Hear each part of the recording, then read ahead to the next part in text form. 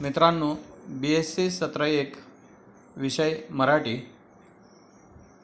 आज आपण ऑनलाईन वर्गामध्ये BScच्या साहित्य सेतू या पुस्तकातील सार्वजनिक सत्यधर्म हा पाठ शिकणार आहोत. BSc फर्स्ट सेम आणि सेकंड सेम करिता राष्ट्रसंत तुकडोजी महाराज नागपूर विद्यापीठाच्या अभ्यासक्रमानुसार साहित्य सेतू नावाचे आपणास पुस्तक आहे आणि या पुस्तकामध्ये पहिल्या सत्राला 5 पाठ आणि 5 कविता दिलेल्या आहेत. या 5 पाठांपैकी आज आपण महात्मा ज्योतिराव फुल्यांचा सार्वजनिक सत्यधर्म हा पाठ बघणार आहोत. महात्मा ज्योतिराव फुले यांचं कर्तृत्व आपणास सांगण्याची गरज नाही. ज्यांच्यामुळे आपण या वर्गात येऊन बसलात असे महात्मा ज्योतिराव फुले, क्रांतिसूर्य महात्मा ज्योतिराव फुले. शिक्षणाच्या क्षेत्रात त्यांनी क्रांती करून दाखविलेली आहेत. स्त्रियांच्या शिक्षणासाठी पुढाकार घेतलेला आहे आणि शेतकऱ्यांच्या गुलामीची अवस्था दूर करण्याचा आटोकाट प्रयत्न केलेला आहे. अशी ओळख असणारे महात्मा ज्योतिराव फुले यांनी धार्मिक बाबतीतही आपले विचार मांडलेले आहेत आणि हे विचार मांडताना त्यांचा जो मित्र होता गणपतराव, त्यांच्यासोबत संवाद जो झाला त्या संवादातून सार्वजनिक सत्यधर्म काय आहेत ही संकल्पना पुढे आलेली आहेत. गणपतराव हे ज्योतिराव फुल्यांना प्रश्न विचारतात आणि त्यावरचं स्पष्टीकरण ज्योतिराव फुले देतात. यातूनच त्यांच्या सार्वजनिक सत्यधर्माची ओळख वाचकाला होत जाते. पहिला प्रश्न विचारलेला आहेत गणपतरावांनी. असो, या महात सत्पुरुषांच्या निरनिराळ्या धर्मपुस्तकात त्यांच्या समजुतीप्रमाणे पुरुषांच्या हक्काविषयी काही ना काही जर सत्य प्रतिपादन केले आहेत, तर त्यांच्या अनुयायांमध्ये इतका भेदभाव पडला आहे तो का? प्रश्न विचारलेला आहे गणपतरावांनी की महासत्पुरुषांच्या निरनिराळ्या धर्मपुस्तकात त्यांच्या त्या काळच्या समजुतीप्रमाणे पुरुषांच्या हक्काविषयी काही ना काही जर सत्य मांडलं आहेत, याचा अर्थ सगळ्याच धर्मपुस्तकात काही ना काही सत्य आलेलं आहे, तर मग त्यांच्या अनुयायांमध्ये भेदभाव का? ते का भेदभाव करतात? त्यावर ज्योतिराव फुले म्हणतात, त्यांच्यामध्ये इतका भेदभाव पडण्याचे कारण जे ते आपल्या धर्मावरून व दुसऱ्याच्या धर्माविषयी सारासार विचार न करता माझाच धर्म खराच आहेत म्हणून बेलगामी हट्ट घेऊन बसतात, परंतु एकमेकांनी एकमेकांच्या धर्माविषयी सारासार विचार केल्याबरोबर कोणीच कोणाच्या धर्माला खोटे म्हणणार नाहीत असे माझ्या विचाराने ठरते. म्हणजे महात्मा ज्योतिराव फुले म्हणतात की दुसऱ्या धर्माचा सारासार विचार करत नाही, दुसऱ्या धर्माचं वाचन करत नाही, दुसऱ्या धर्मात काय सांगितलं आहे ते पाहत नाही आणि फक्त माझाच धर्म श्रेष्ठ आणि तुझा धर्म कनिष्ठ अशा श्रेष्ठ कनिष्ठत्वाच्या भावनेने वागून ते आपसात भांडणे करतात. पुढे गणपतरावांनी पुढचा प्रश्न केलेला आहे त्यांना की तथापि दुसरे असे की एकमेकांच्या धर्मपुस्तकातील सत्याविषयी जरी सारासार विचार करून पाहतात, तरी ते एकमेकांशी निरर्थक हाडवैर का करीतात? हे जे वेगवेगळ्या धर्माचे अनुयायी आहेत, हे एकमेकांचा धर्माचा सारासार विचार केलाही त्यांनी, तरीही ते निरर्थक एकमेकांमध्ये हाडवैर धरतात, एकमेकांमध्ये भांडतात, धर्माधर्मामध्ये भांडणं करतात. त्यावर ज्योतिराव फुले म्हणतात की परंतु ते परस्परांच्या धर्मस्थापक पुरुषांसह त्यावेळेसच्या अज्ञानी लोकातील सत्य आचरणाच्या अनुमान स्थितीविषयी सारासार विचार करीत नाही, यामुळे तसे घडून येते. त्यावेळेला तत्कालीन परिस्थितीमध्ये ज्या धर्मसंस्थापकांनी धर्म स्थापन केला, त्यावेळेसच्या अज्ञानी लोकांसाठी तो धर्म स्थापन झालेला होता, म्हणजे अनुयायांसाठी झालेला होता. आणि धर्म म्हणजे काय, तर प्रत्येक धर्मसंस्थापकांनी आपापल्या अनुयायांकरिता जी नियमावली सांगितलेली आहे की असं करू नका, असं करा, एक आचारसंहिता दिलेली आहे, त्याचंच नाव आहे सोप्या शब्दात धर्म. ते काय म्हणतात की अज्ञानी लोकातील सत्य आचरणाच्या अनुमान स्थितीविषयी सारासार विचार करीत नाही. अज्ञानी लोक होते पूर्वीच्या काळी, अगदी प्राचीन काळी, आणि त्यांच्या जे अनुमानाविषयी म्हणजे त्यांच्या समजण्याच्या विषयी सारासार विचार करीत नाही, म्हणून असं घडून येते. पुढे गणपतराव म्हणतात, या तुमच्या सिद्धांतावरून हल्लीच्या प्रमाणे अतिप्राचीन काळचे मानव समंजस नव्हते काय? मग अतिप्राचीन काळचे मानवजात ही समंजस नव्हती काय? ज्योतिराव फुले म्हणतात, यात काय संशय? निश्चितच समंजस नव्हते. कारण हल्लीप्रमाणे अतिप्राचीन काळचे मानव जर समंजस असते तर त्यांनी शूद्राती अतिशूद्र मानवास धिक्काराने नीच मानण्याची वहिवाट पाडली नसती. निश्चितच प्राचीन काळचे मानव हे समंजस नव्हते. जर समंजस असते तर शूद्रातिशूद्र, स्पृश्य अस्पृश्य असा भेदभाव त्यांनी आपापसात केला नसता. त्याचप्रमाणे प्राचीन काळचे मानवाचे पराजित केलेल्या मानवांच्या कन्यापुत्रास आपल्या कुणबिनी व दास करून त्यास आपली सेवा चाकरी कराव्यास लावली नसती. निश्चितच ते समंजस नव्हते. जर समंजस असते तर त्यांनी आपापसात शूद्रातिशूद्र आणि स्पृश्य अस्पृश्य असा भेदभाव पाडलेला नसता. दुसरं असं की जेत्यांनी जे हरले आहेत त्यांच्या बायका मुलास आपल्या कुणबिनी किंवा दासी केल्या नसत्या, त्यांच्यावर अत्याचार अन्याय केले नसते. असे जर अन्याय अत्याचार करत होते, त्यांच्या कन्यांवर अत्याचार करत होते, त्यांच्या पुत्रांवर अन्याय करत होते, त्यांना दास बनवत होते, त्यांना सेवा चाकरी करायला लावत होते, याच्यावरून ते समंजस्य नव्हते असंच म्हणता येईल, असं ज्योतिराव फुल्यांनी स्पष्टीकरण देताना म्हटले आहेत. म्हणून एखाद्या धर्मपुस्तकात महासत्पुरुषाच्याने प्रसिद्धीपणे लिहून ठेवविले नसते. यावरून ते हट्टी स्वभावाचे असून ते दुसऱ्याचा सूड घेणारे मात्र होते असे सिद्ध होते. आणि पूर्वीचे प्राचीन काळातील मानव हे एकमेकांचा सूड घेणारे होते, हट्टी स्वभावाचे होते असे महात्मा ज्योतिराव फुले म्हणतात.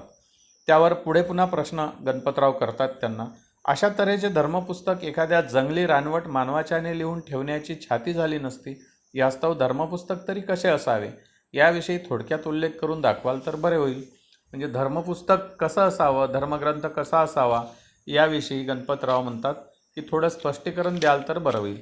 मग ज्योतिराव फुले त्यावर सांगतात की धर्मपुस्तक कसं असायला पाहिजे, तर स्त्री अथवा पुरुष जे एकंदर सर्व गावच्या, प्रांताच्या, देशाच्या व खंडाच्या संबंधाने अथवा कोणत्याही धर्मातील मताच्या संबंधाने स्त्री व पुरुष या उभयतांनी अथवा सर्व स्त्रियांनी अथवा सर्व पुरुषांनी एकमेकांची कोणत्याच प्रकारची आवडनिवड न करिता या सर्व स्त्री पुरुषांनी या भूगोलावर आपले एक कुटुंब समजून एकमताने एकजुटीने एकमेकांशी सत्यवर्तन करून आपण सर्वांच्या निर्मिकास संतोष देऊन आपण त्याची आवडती लेकरे होतात अशा पद्धतीने वागावे.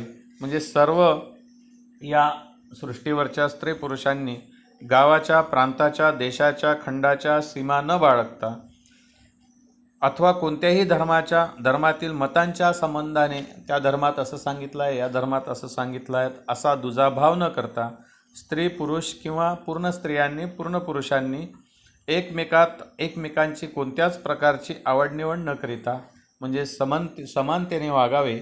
या सर्व स्त्री पुरुषांनी या भूगोलावर आपण सर्व एका कुटुंबातील लेकरे आहोत आणि जो विश्वची माझे धर्म हा जो संदेश दिलेला आहे त्यानुसार संपूर्ण विश्व हेच माझं कुटुंब समजून आणि त्या कुटुंबातील सगळे स्त्री पुरुष माझे भावंड आहेत असं समजून आपणा सर्वांना निर्माण करणारा एकच आहेत आणि त्याचं नाव आहे निर्मिक. महात्मा ज्योतिराव फुल्यांनी निर्मिकाची संकल्पना मांडलेली आहे. निर्मिक म्हणजे सोप्या शब्दात सृष्टी निर्माण करणारा. ज्योतिराव फुल्यांनी त्याला कुठलंही नाव दिलेलं नाही, फक्त निर्मिक म्हटलेलं आहे. आणि म्हणून ज्या निर्मिकांनी आपणास निर्माण केलेलं आहे त्याला संतोष देऊन आपण त्याची आवडती लेकरे आहोत असं दाखवायचं आहे.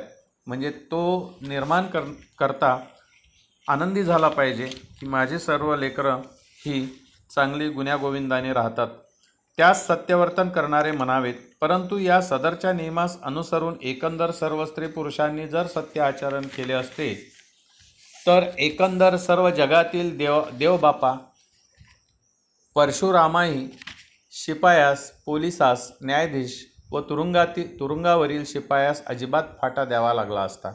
पुढे फुले महात्मा ज्योतिराव फुले असंही म्हणतात की गुण्यागोविंदाने राहावे, सर्व कुटुंब विश्वातील सर्व कुटुंब माझंच आहेत या भावाने राहावे, बंधुभावाने राहावे, परंतु राहत नाही. आणि असं जर झालं असतं तर काय झालं असतं की शिपायाची गरज पडली नसती, पोलिसाची गरज पडली नसती, न्यायाधीशाची गरज पडली नसती, तुरुंगाचीही गरज पडली नसती. परंतु या सृष्टीवर तुरुंग निर्माण झाला, न्यायाधीश निर्माण झाले, पोलीस निर्माण झाले. याचा अर्थ लोकांमध्ये आपसातील समजुतीमुळे भांडणं होणं अपेक्षितच आहे. म्हणून अशा प्रकारचं स्पष्टीकरण हे महात्मा ज्योतिराव फुल्यांनी गणपतरावांच्या प्रश्नाला धर्मग्रंथ म्हणजे काय आहेत या बाबतीत दिलेला आहे. पुढे गणपतराव म्हणतात, पुढचा प्रश्न गणपतराव करतात महात्मा ज्योतिराव फुल्यांना की तर मग एकंदर सर्व जंगलातील स्त्री पुरुष मानवांनी कोणत्या धर्माचा स्वीकार करावा याविषयी आपण निकाल कराल तर बरे होईल. म्हणजे काही नाही, क्लास सुरू आहे. हां, तर ज्योतिराव फुले त्यावर स्पष्टीकरण देताना सांगतात, म्हणजे कोणत्या धर्माचा स्वीकार करावा असा जेव्हा प्रश्न ज्योतिराव फुल्यांना गणपतराव विचारतात तेव्हा ज्योतिराव फुले म्हणतात की अहो बाबा, या भूमंडळावर महासत्पुरुषांनी जेवढी म्हणून धर्मपुस्तके केली आहेत त्या सर्वात त्यावेळेस अनुसरून त्यांच्या समजुतीप्रमाणे काही ना काही सत्य आहे. यास्तव कोणत्याही कुटुंबातील, म्हणजे महात्मा ज्योतिराव फुले असं म्हणतात की या भूमंडळावर जेवढ्या काही सत्पुरुषांनी धर्मग्रंथांची स्थापना केलेली आहे ते सर्व धर्मग्रंथ त्यावेळेसच्या तत्कालीन परिस्थितीनुसार त्यात काही ना काही सत्य सांगितलेलं आहे.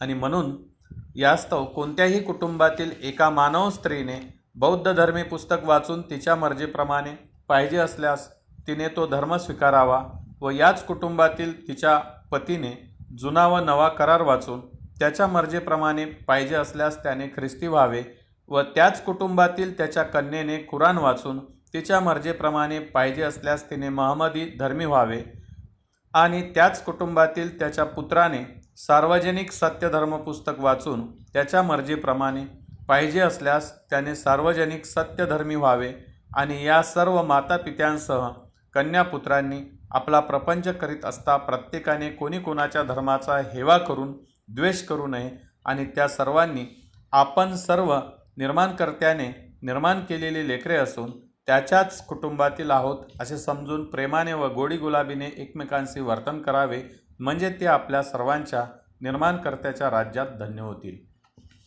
कोणत्या धर्माचं कोणी कसं पालन करायचं याविषयी महात्मा ज्योतिराव फुल्यांनी स्पष्टीकरण देताना असं म्हटलं आहे की धर्म कुठलाही वाईट नाही, प्रत्येक धर्मात तत्कालीन परिस्थितीनुसार काही ना काही सत्य सांगितलेलं आहे. आणि म्हणून एकाच कुटुंबात पत्नीने बुद्ध धर्माचं पुस्तक वाचून ती बुद्ध धर्माचं पालन करू शकते, पतीने कुराण वाचून तो मुस्लिम धर्माचं पालन करू शकतो, पतीने नवा जुना करार वाचून तो ख्रिश्चन धर्माचं पालन करू शकतो आणि त्याच कुटुंबातील कन्येने कुराण वाचून मुस्लिम धर्माचं पालन करू शकते आणि त्याच कुटुंबातील मुलाने आपलं सार्वजनिक सत्यधर्माचं पुस्तक वाचून सार्वजनिक सत्यधर्मी होऊ शकतो. 4 लोक म्हणजे नवरा बायको मुलगा मुलगी हे 4 वेगवेगळ्या धर्माचं पालन करून एकाच कुटुंबात राहू शकतात आणि कुणी कुणाच्याही धर्माचा द्वेष करू शकणार नाही. गोडी गुलाबीने एकाच कुटुंबात राहू शकेल आणि असं समजून राहील की आपणा सर्वांना त्या निर्माणकर्त्याने निर्माण केलेलं आहे आणि आपण सर्व एकाच कुटुंबातील आहोत असं समजून गोडी गुलाबीने राहून आपापल्या धर्माचं पालन करावं, तेव्हाच तो निर्माणकर्ता धन्य होईल असं स्पष्टीकरण गणपतरावांना ज्योतिरावांनी धर्माचं पालन करण्याच्या संदर्भात दिलेलं आहे. पुढे गणपतराव म्हणतात की पुरे आता माझा गैरसमज दूर झाला, आता मला सर्व कळलं, कारण त्या सर्व धर्मपुस्तकात काही ना काही जर सत्य आहे तर या भूमंडळावर जेवढे म्हणून धर्म आहेत ते सार्वजनिक सत्याचे लेकरे आहेत अशी माझी खात्री झाली आहे. आणि गणपतराव म्हणतात की आता मला तुमचं स्पष्टीकरण कळलेलं आहे. महात्मा ज्योतिराव फुल्यांना म्हणतात, कारण प्रत्येक धर्मात काही ना काही सत्य आहेत आणि म्हणून मग हे सगळी धर्म सार्वजनिक सत्य धर्माची लेकरे आहेत असं मला समजलेलं आहे. त्यावर ज्योतिराव फुले म्हणतात की यावरून एकंदर सर्व धर्मासह त्यांच्या अनुयायी लोकांनी नमून सार्वजनिक सत्यास साष्टांग प्रणिपात करावा अथवा सार्वजनिक सत्याने एकंदर सर्व धर्मासह त्यांच्या अनुयायी लोकांस कोणत्या तऱ्हेचा मान द्यावा याविषयी तुम्हीच सरळ चोख विचार करून पहा असो. परंतु प्रत्येक स्त्री पुरुष मानवाने दुसऱ्या व्यक्तीचे नुकसान न करिता त्यास कोणत्याही तऱ्हेचे आचरण करण्यास अधिकार जर आहेत तर तुम्ही कोणत्याही धर्मासह त्याच्या अनुयायी लोकांची आवडनिवड न करिता त्या सर्वांबरोबर बहीण भावंडांप्रमाणे सत्यवर्तन करण्याचा क्रम चालू करा. म्हणजे तुम्ही आपण सर्वांच्या जगन्नियतेसमोर धन्य व्हाल. आणि महात्मा ज्योतिराव फुल्यांनी तेच म्हटलं आहे शेवटी की सार्वजनिक सत्य म्हणजे प्रत्येक धर्मात काही ना काही सत्य सांगितलेलं आहे त्यावेळेसच्या तत्कालीन परिस्थितीनुसार. आणि म्हणून सर्व धर्मग्रंथ हे सत्याचीच लेकरे आहेत. आणि म्हणून कोणी कोणताही धर्म पाळावा, प्रत्येक स्त्री पुरुषाने दुसऱ्या व्यक्तीचे नुकसान न करिता एकमेकांच्या धर्माचा आदर करून गोडी गुलाबीने राहावे, याचंच नाव आहे सार्वजनिक सत्य धर्म. अशा प्रकारे सार्वजनिक सत्य धर्माची संकल्पना महात्मा ज्योतिराव फुल्यांनी मांडलेली दिसून येते. इथेच आज आपण थांबू. धन्यवाद.